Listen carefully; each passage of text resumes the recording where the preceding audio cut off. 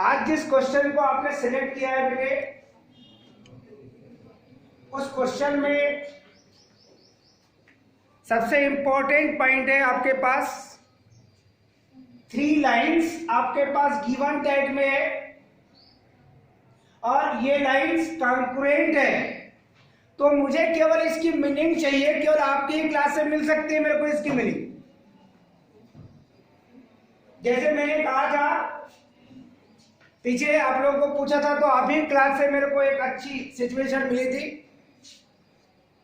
Collinear points की definition वो अभी की क्लास से मुझे मिली थी, मुझे बताना नहीं पड़ा था। तो शायद मैं समझता हूं कि आप कॉन्करेंट लाइंस के बारे में भी आप ही कहेंगे। तो जिसे पता है वो बता दे और ना बताओ तो बैठे रहे।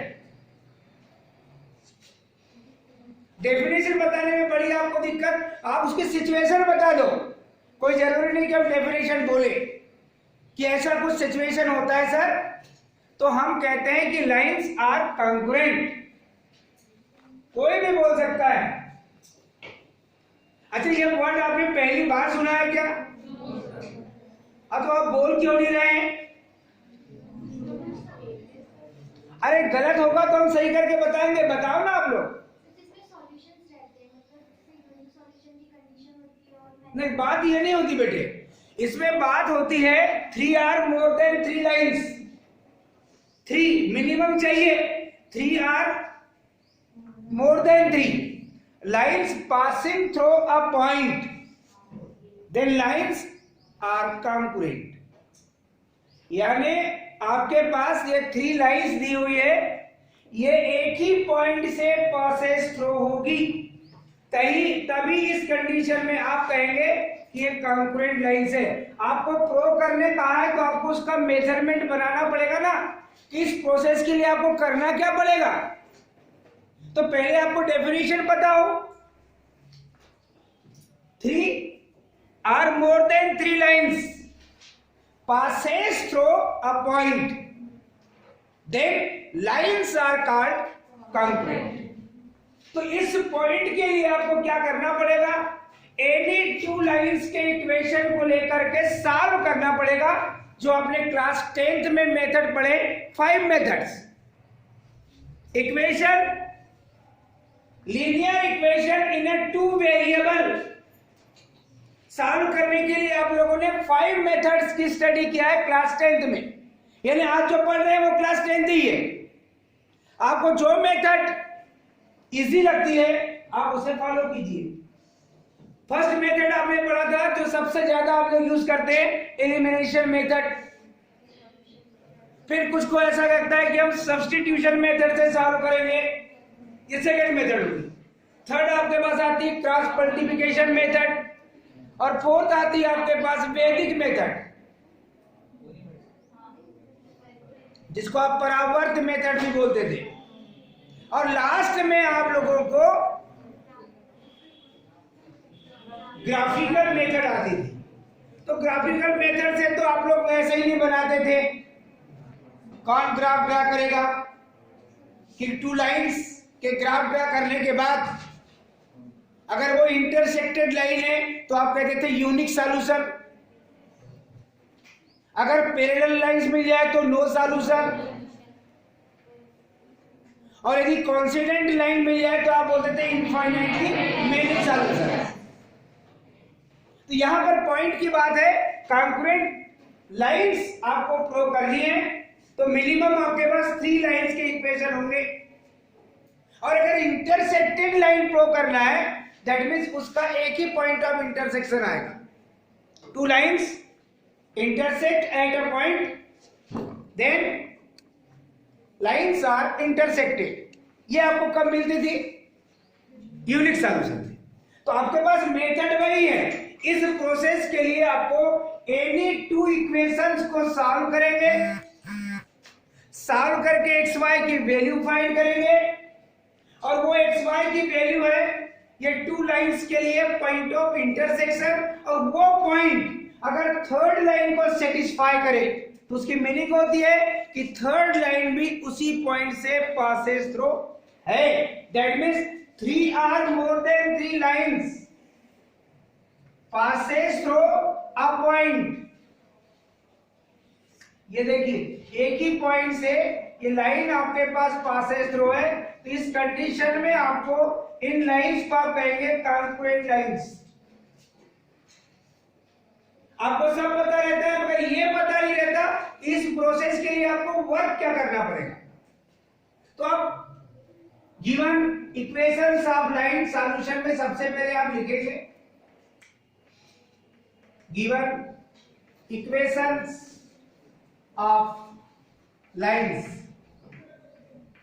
दैट मीन्स फर्स्ट इक्वेशन है बेटे twice of x plus 3y minus 6 which is equal 0।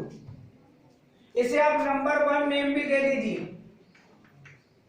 Second equation है बेटे आपके पास 3x plus 5y plus 8 which is equal 0।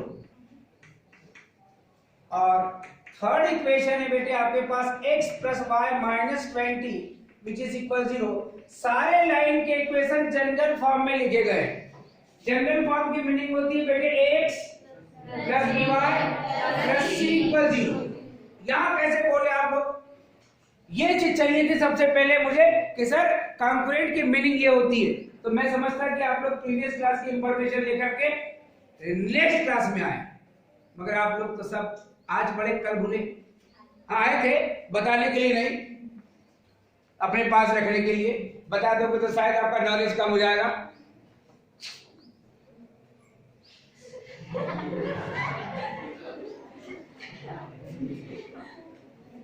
अब बेटे इक्वेशन फर्स्ट और इक्वेशन सेकेंड को आप किसी भी मेथड से सॉल्व करो, आपको कौन सी मेथड इजी लगती है बेटी? ये कहते हैं हमको एलिमिनेशन मेथड ठीक लगती है, तो हम उसी को बना लेते हैं, कोएफिशिएंट इक्वल कर लेते हैं। अगर साइन सेम है, पहले किसको एलिमिनेट करना है वो भी आप डिसाइड करके रख लीजिए। टू सॉल्व इक्वेशन 1 and 2, तो उसके लिए उन इक्वेशन को राइट कर दीजिए। Twice of x plus 3y minus 6 equal 0। जिस इक्वेशन को आप सॉल्व करने के लिए ऑब्जेक्ट बनाते हैं, पहले उसे आप राइट कर लीजिए। आप फर्स्ट सेकंड को सॉल्व कर रहे हैं कि सेकंड थर्ड को सॉल्व कर रहे हैं, क्या हो गया? कौन से टू इक्वेशंस को आप सॉल्व करने के लिए ऑब्जेक्ट बनाएं, वो इक्वेशन आप राइट कर दीजिए। और अगर आप y पहले एलिमिनेट करना चाहते हैं तो इक्वेशन नंबर 1 में इक्वेशन नंबर सेकेंड में जो y का कोएफिशिएंट है उससे मल्टीप्लाई कीजिए, और जो इक्वेशन नंबर सेकेंड है उसमें इक्वेशन नंबर फर्स्ट में जो y का कोएफिशिएंट है उससे मल्टीप्लाई कीजिए, और दोनों का साइन अगर सेम है तो सब्सट्रैक्शन कीजिए, और यदि अपोजिट है तो सम कीजिए। यही आप लोगों ने एलिमिनेशन मेथड से सॉल्व करने के लिए सोचा है। लिखने की आवश्यकता नहीं है कि हम कौन सी मेथड यूज कर रहे हैं, कोई ऐसा आवश्यक नहीं है। यही पता चल जाता है कि आप जिस मेथड को यूज कर रहे हो, 5 2 10 x 5 3 15 y और माइनस 5 6 30। यहां पर हम मल्टीप्लिकेशन कर रहे हैं। 3 3 9x plus 3 5 15 y plus 3 8 24 which is equal 0। Subtraction कर रहे हैं तो जिस इक्वेशन को आप सब्सट्रैक्ट करते हैं उसके साइन चेंज हो जाते हैं। प्लस है तो माइनस और माइनस है तो प्लस। ये देखिए plus 15y minus 15y opposite sign same quantity, ये नेग्लेक्ट हो गई, कैंसिल हो गई। अब 10x minus 9x that means x minus 30 minus 24 that means minus 54 which is equal 0। That means x की वैल्यू क्या मिल गई? 54। अब डेफिनेट है बेटे कि आप x की वैल्यू तो आपने फाइंड कर लिया है, तो अब आप x की वैल्यू किसी भी एक इक्वेशन में पुट कर दीजिए।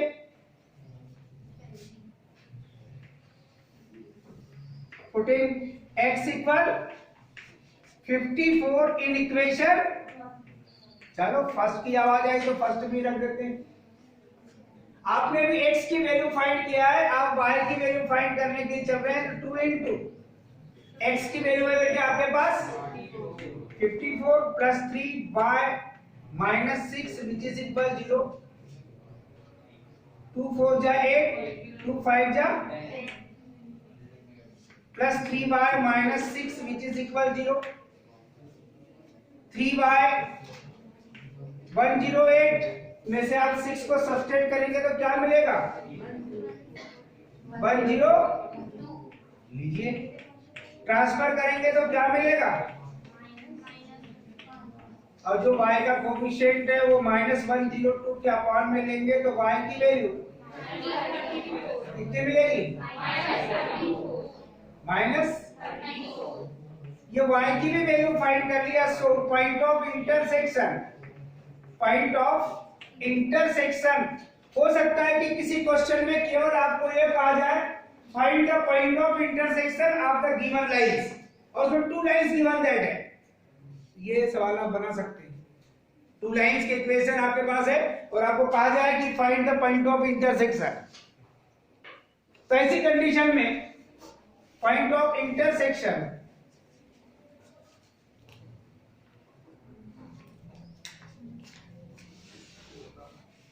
जो आप फाइंड किए अब line first and second is पहले x कोऑर्डिनेट 54, फिर y कोऑर्डिनेट -34। अब आपको जो प्रो करना है उसके लिए आपको ऑब्जेक्ट बनाना पड़ेगा।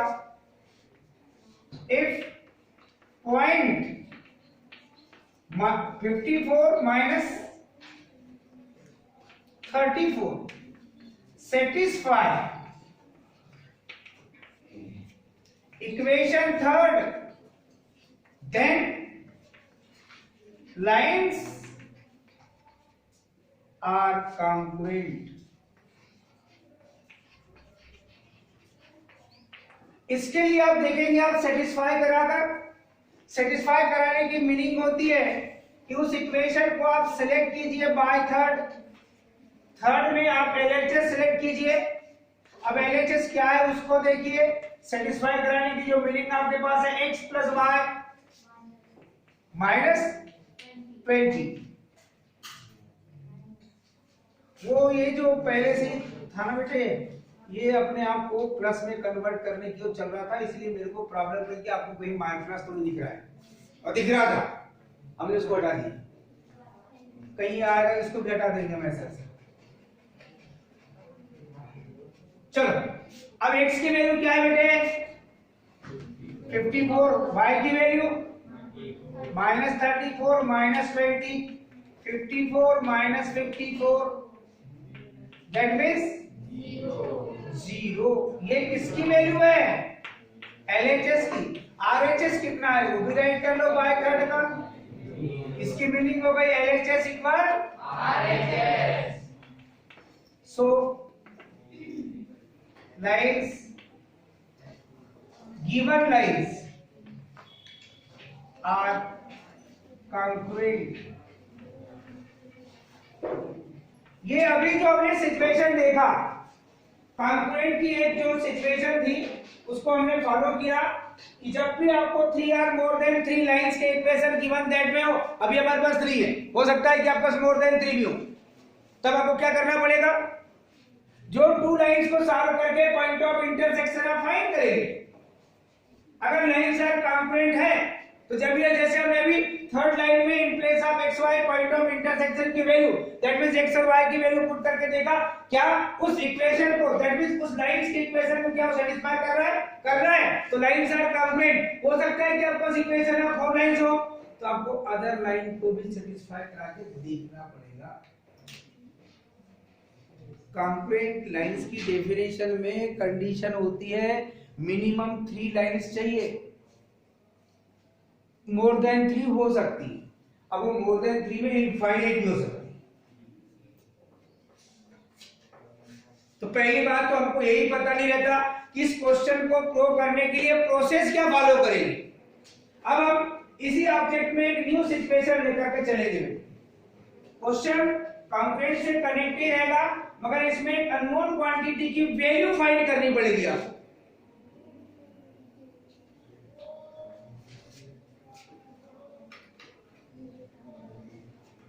मेथड वही रहेगी,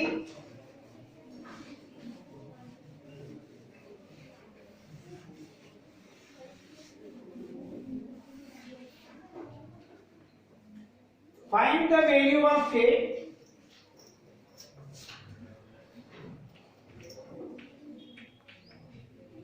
find the value of k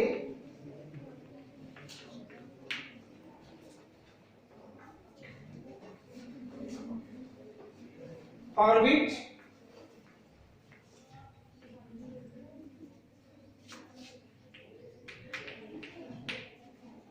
following lines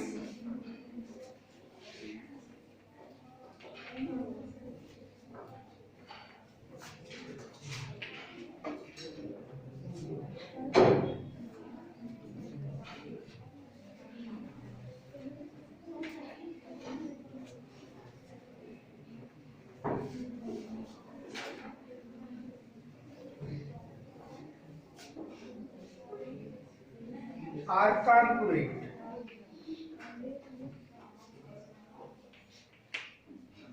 अगर लाइंस कॉन्ग्रुएंट है तो एक अननोन क्वांटिटी जो आपके पास में है उसकी आपको वैल्यू फाइंड करनी है। Given equation of lines, first है बेटे आपका 3x - y - 2 = 0।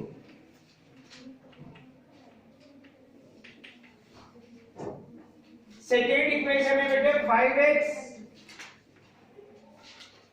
plus ky minus 3 which is equal 0। और थर्ड लाइन है बेटे twice of x plus y minus 3 which is equal 0। अब यहां पर लाइन्स आर कॉन्ग्रुएंट। एक अननोन क्वांटिटी है आपके पास कि k की ऐसी कौन सी वैल्यू पुट कर दी जाए जिससे लाइन आपके पास कॉन्ग्रुएंट होगी। गिवन इक्वेशंस ऑफ लाइंस, ये चेंज हो गए बेटे, इक्वेशन चेंज, प्रोसेस वही रहेगी क्योंकि इसमें कॉन्ग्रुएंट गिवन दैट में आपके पास 3x minus y minus 2 which is equal 0। first 5x plus k into y minus 3 which is equal 0। second twice of x plus y minus 3 which is equal 0। third, अब ये situation है कि second वाले में आपके पास अननोन क्वांटिटी है तो definitely उसको छोड़ करके इक्वेशन फर्स्ट और थर्ड को आप सॉल्व कर लीजिए। आप जिस मेथड से सॉल्व करना चाहते हैं उस मेथड से सॉल्व कर सकते हैं जो आपको इजी लगे। Definitely 3x minus y minus 2 which is equal 0, यह फर्स्ट, और यह थर्ड बेटे twice of x plus y minus 3 which is equal 0। जिस इक्वेशन को आप सॉल्व कर रहे थे नेमली उन्हें आपने राइट कर लिया है। यह सबसे बेस्ट पैटर्न ये है कि y के कोफिशिएंट सेम है और साइन भी अपोजिट है, तो कोफिशिएंट इक्वल करने के लिए कोई ऑपरेशन ही नहीं करना है। दैट मींस इक्वेशन फर्स्ट और इक्वेशन थर्ड इन दोनों का सम कर दें आप, 3x minus y minus 2 which is equal 0, twice of x plus y minus 3 which is equal 0। Sum करने पर no sign change, sign change नहीं होते। ये माइनस y, ये plus y cancel, 3x plus twice of x that means 5x minus 2 minus 3 that means minus 5 which is equal 0, 5x equal 5 that means x equal 5 upon 5 that means x equal 1। यानी x की value आपने find कर लिया है। अब आप x की value या तो इक्वेशन फर्स्ट में पुट कर दीजिए या तो इक्वेशन पुट कर दीजिए और y की वैल्यू फाइंड कर लीजिए।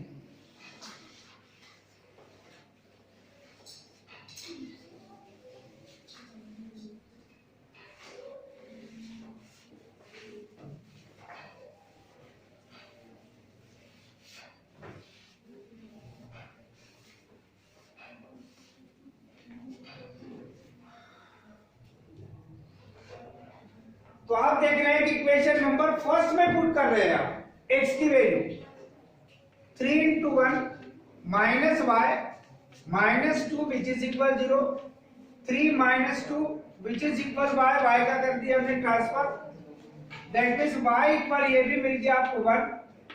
सो पॉइंट ऑफ इंटरसेक्शन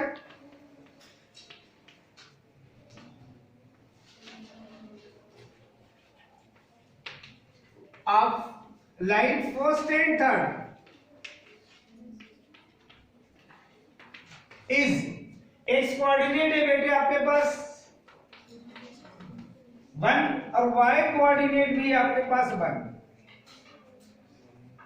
अब सबसे इंपॉर्टेंट चीज क्या है, क्वेश्चन के according to question lines first second and third are congruent। तो डेफिनेट है कि जो पॉइंट ऑफ इंटरसेक्शन है, ये जो हमारे पास लाइन बच गई है सेकेंड, उसको क्या करेगा, ये सेटिस्फाई करेगा। So point 1 1 satisfies equation second, जिसमें रिनोन क्वांटिटी है बेटे आपके पास।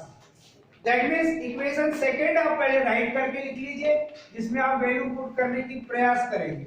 इन place of x we put 1, in place of y we put 1, क्योंकि पॉइंट है आपके पास 1 1 और ये -3 एज इट इज, ये 5 plus k -3 which is equal 0, k 5 -3 that means 2 which is equal 0, that means k which is equal -2, यानी k की value अगर -2 put कर दी जाए तो लाइंस आर कॉन्ग्रुएंट। क्योंकि लास्ट में लिखा था आपके पास क्वेश्चन में find the value of k, जिस वैल्यू को आपको फाइंड करने कहा गया था।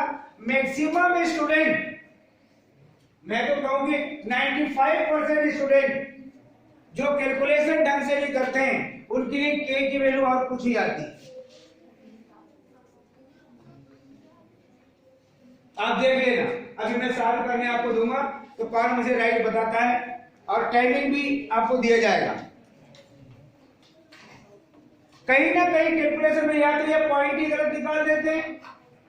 अब जो पॉइंट निकाले, क्योंकि अननोन क्वांटिटी की वैल्यू पॉइंट करनी है, ऊपर वाले क्वेश्चन में पता चल जाता है सेटिस्फाई नहीं किया, दैट मींस आपने पॉइंट कहीं ना कहीं मिस्टेक कर दी है, क्योंकि सेटिस्फाई नहीं कर रहे, क्योंकि प्रूव करने के लिए आपको कहा कि लाइंस आर कॉन्ग्रुएंट, वहां मिस्टेक पता चल जाती है।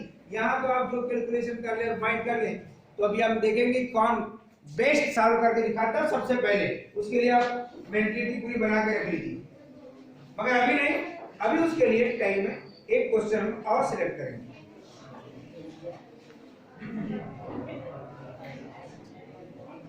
एक बहुत सिंपल क्वेश्चन हम सिलेक्ट कर रहे हैं, find the area of triangle, find the area of triangle, जो हमने पहले पढ़ चुके हैं, हम उसी की बात कर रहे हैं। एक सिंपल क्वेश्चन लग रहे हैं टाइमिंग के अकॉर्डिंग, कल और कोई डिटेल क्वेश्चन ले सकते हैं।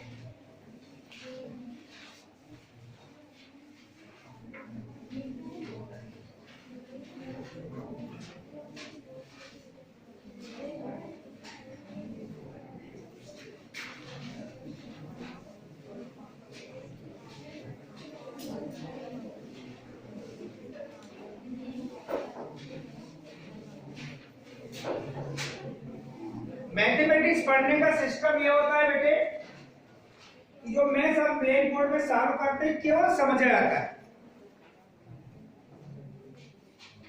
समझ आ गया है उसको राइट नहीं करते, जो राइट करते हैं वो कभी आगे नहीं बढ़ते, और जो जाकर घर में फिर सेल्फ जो सुने थे समझे थे उसके अकॉर्डिंग वर्क करके फाइनली उसको सॉल्व कर लेते हैं। दैट मीन्स आपको कभी भी लाइफ में उसको दोबारा करने की आवश्यकता नहीं पड़ती।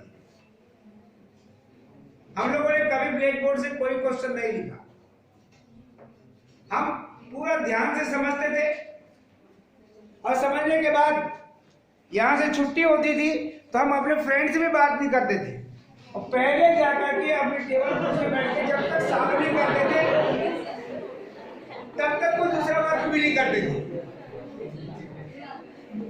हम तो ये देखते हैं कि हम यहां से जब निकलते हैं तो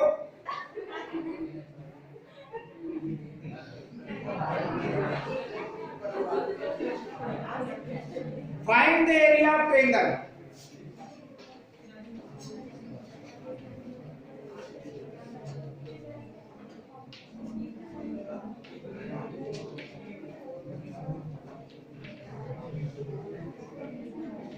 Find the area of triangle formed by the lines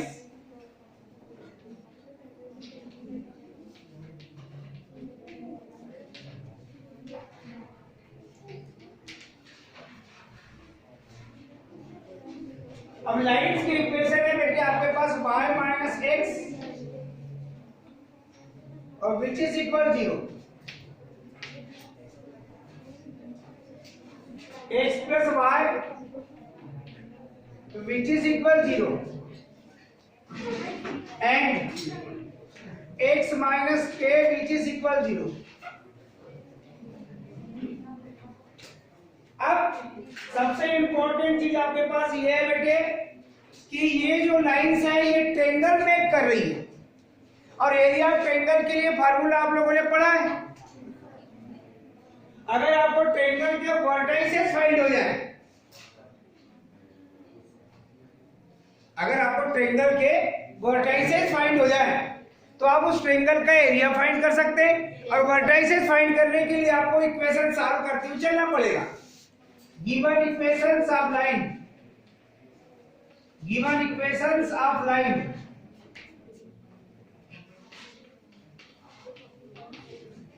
first है बेटे y minus x which is equal 0, second है बेटे x plus y which is equal 0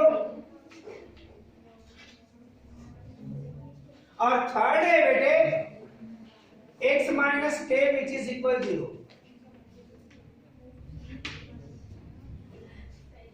line first और सेकेंड को आप सॉल्व करेंगे तो उसके लिए पॉइंट ऑफ इंटरसेक्शन को आप a एज्यूम कर लीजिए, सेकेंड और थर्ड को सॉल्व करेंगे तो उसके लिए पॉइंट ऑफ इंटरसेक्शन को आप बी एज्यूम कर लीजिए और लाइन थर्ड और फर्स्ट को सॉल्व करेंगे आप तो उसके पॉइंट ऑफ इंटरसेक्शन को आप सी एज्यूम कर लीजिए तो उससे आपको ट्रायंगल एबीसी मेक हो जाएगा। और ट्रायंगल एबीसी के वर्टाइसेस ए बी और सी आपको पता है डेफिनेटली, फर्स्ट वाले को x1 y1, सेकंड वाले को x2 y2 और थर्ड वाले वर्टेक्स को आप x3 y3 लेंगे तो एरिया ऑफ ट्रायंगल के लिए फार्मूला अगर आप बता देंगे बेटे तो अच्छा लगेगा।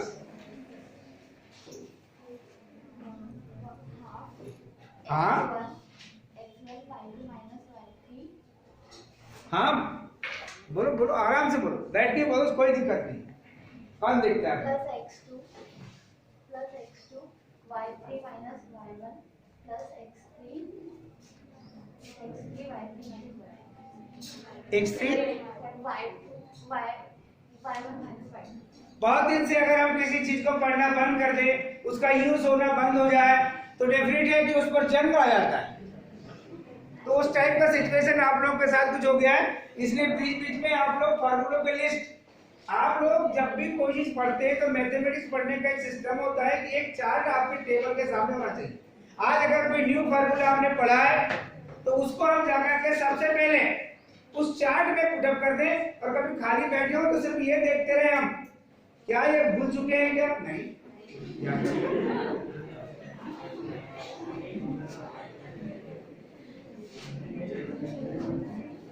If point of intersection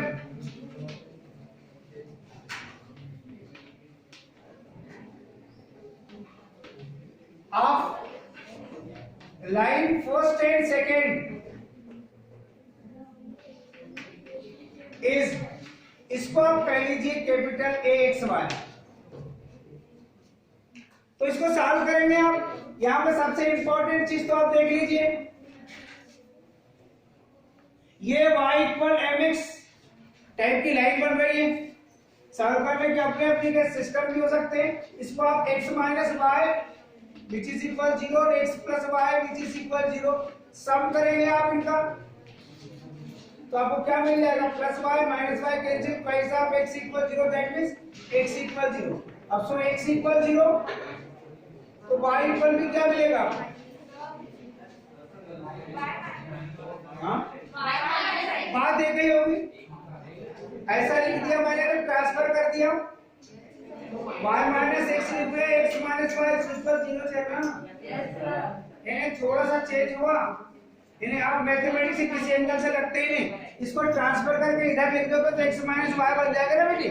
मैं y की सिमेट्री बनाने के लिए इस टाइप से लिख दिया हूं। अब मैं यहाँ पर इसको y प्लस एक्स लिख देता ना, सर x प्लस वाई है ना।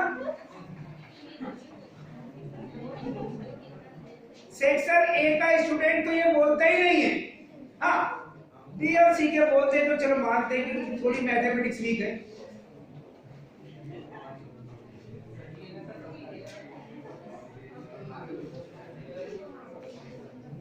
अब सबसे इंपॉर्टेंट चीज ये बेटे कि आपके पास point of intersection A x y आपने फाइंड कर चुके हैं 0 0। अब आप सेकंड और थर्ड को सॉल्व कर लीजिए। इफ पॉइंट ऑफ इंटरसेक्शन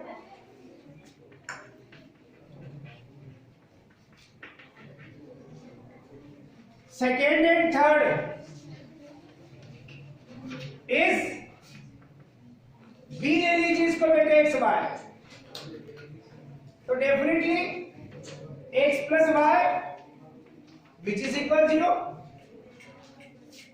और x minus k which is equal 0 subtraction कर लीजिए। आप क्या करेंगे, इसमें सब्सट्रैक्शन कर लीजिए तो साइन चेंज आएगा, ये प्लस से माइनस और माइनस से प्लस, x x कैंसिल, ये हो जाएगा y प्लस के which is equal 0। That means y equal आपको मिल गया बेटे माइनस के। अगर y की वैल्यू माइनस के है तो by second x plus y which is equal 0, आपने y की वैल्यू फाइंड की है माइनस के, x minus k which is equal 0 that means x equal आपको फाइंड हो गया k। डेफिनेटली आपके पास point of intersection b x y की वैल्यू आपने फाइंड कर लिया, जो कि आपको क्या फाइंड हुई है देख लीजिए, x की वैल्यू है k और y की वैल्यू है माइनस के। अब आप फर्स्ट और थर्ड को सॉल्व करेंगे। इफ पॉइंट ऑफ इंटरसेक्शन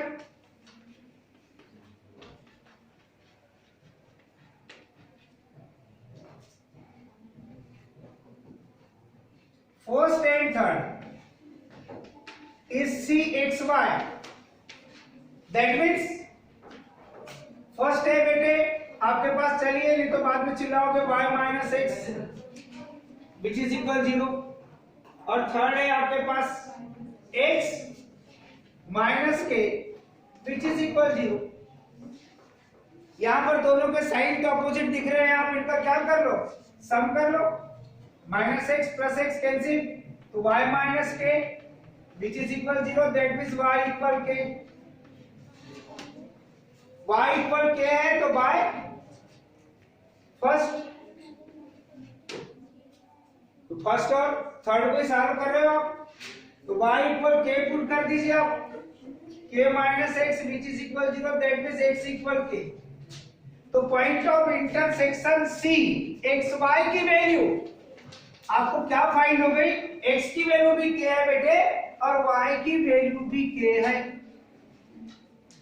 अब जो पॉइंट ऑफ इंटरसेक्शन आपने फाइंड कर चुके हैं, अब आपका मेन वर्क है कि पॉइंट ए को x1 y1, पॉइंट बी को x2 y2 और पॉइंट सी को, यानी ये वर्क कौन सा बढ़ गया आपके पास, यहाँ पर ट्रायंगल एबीसी के वर्टाइसेस गिवन दैट में नहीं थे, पहले आपने पढ़ा है जबकि आपको वर्टिसेस गिवन दैट में थे तो आप एरिया ऑफ ट्रायंगल फाइंड कर रहे थे। अब हम ये हटा देंगे और in triangle ABC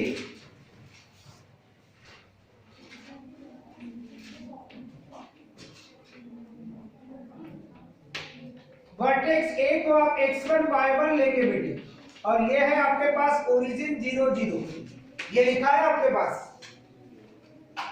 that means इसकी मीनिंग क्या हो जाएगी बेटे, x1 की वैल्यू 0 और y1 की वैल्यू भी 0।